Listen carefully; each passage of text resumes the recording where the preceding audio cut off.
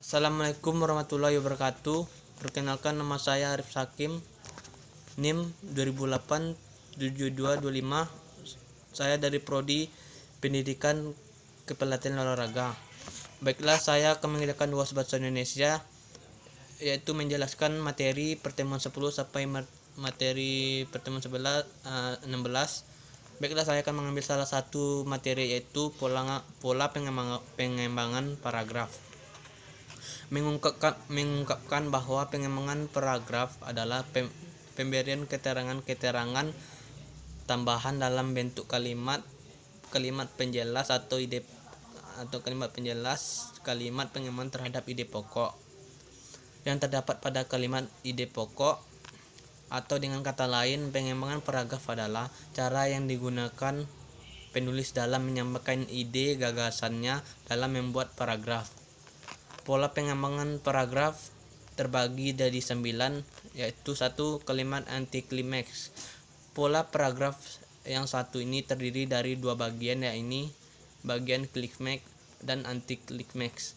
Pada bagian klimaks berisi gagasan cerita yang menuju tahap puncak. Bisa pula dikatakan sebagai permasalahan cerita yang akhirnya menjadi puncak konflik. Selain tahap klimaks, ada pula tahap anti klimaks, di mana konflik sudah berada di puncak kemudian berangsur reda. Terdapat diartikan bahwa tahap anti klimaks ini adalah penurunan masalah. Kedua, sudut pandang.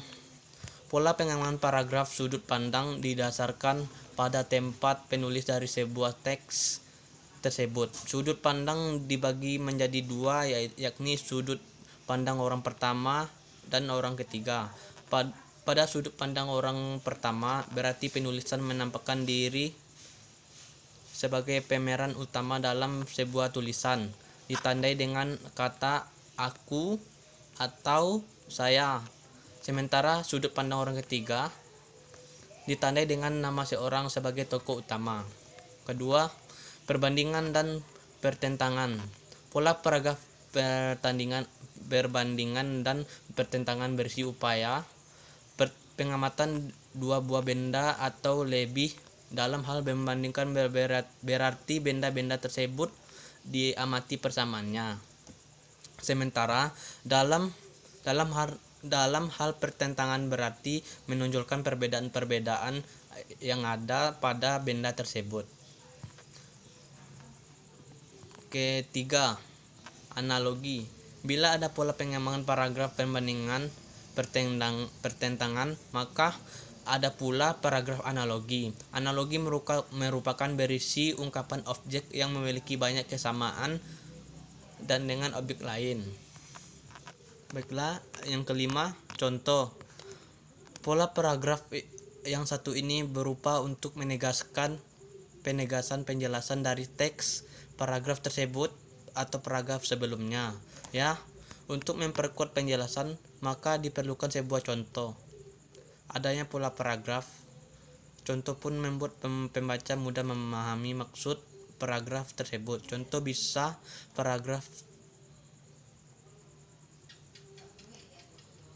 pula berupa perumpamaan agar semakin mudah dipahami. Keenam, pola kausalitas. Dalam pola ini terdiri dari sebab dan akibat. Yang menjadi gagasan utama disebut dengan sebab, sedangkan rincian dari gagasan utama tersebut dinamakan akibat.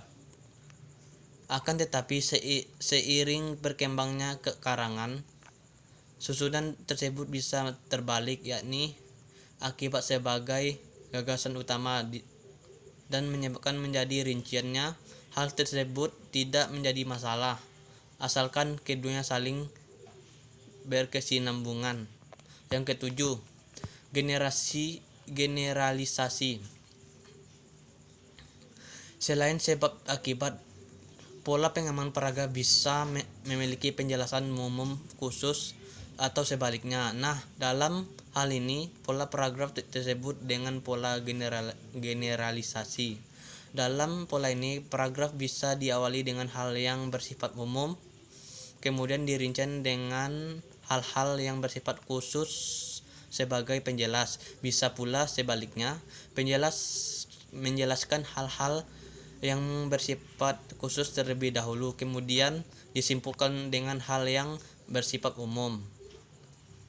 Dengan begitu, gagasan pokok paragraf terlihat dari jelas. 8. Klasifikasi.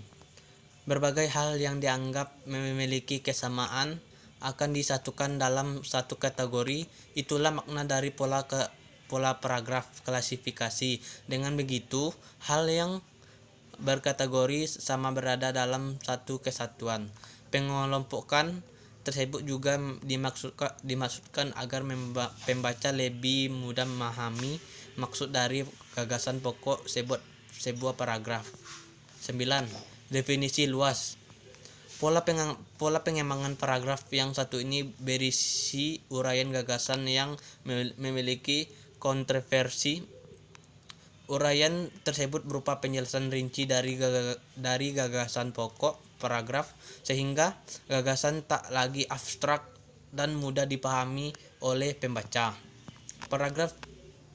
Pada paragraf jenis ini biasanya gagasan pokok terletak di awal, kemudian diikuti dengan penjelasan, dan penjelasan tersebutlah yang disebut definisi luas. Itulah sebuah materi yang saya telah sampaikan, yaitu materi saya adalah pola pengembangan paragraf.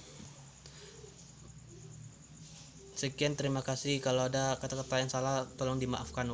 Wabillahi taufiq hidayat. Wassalamualaikum warahmatullahi wabarakatuh.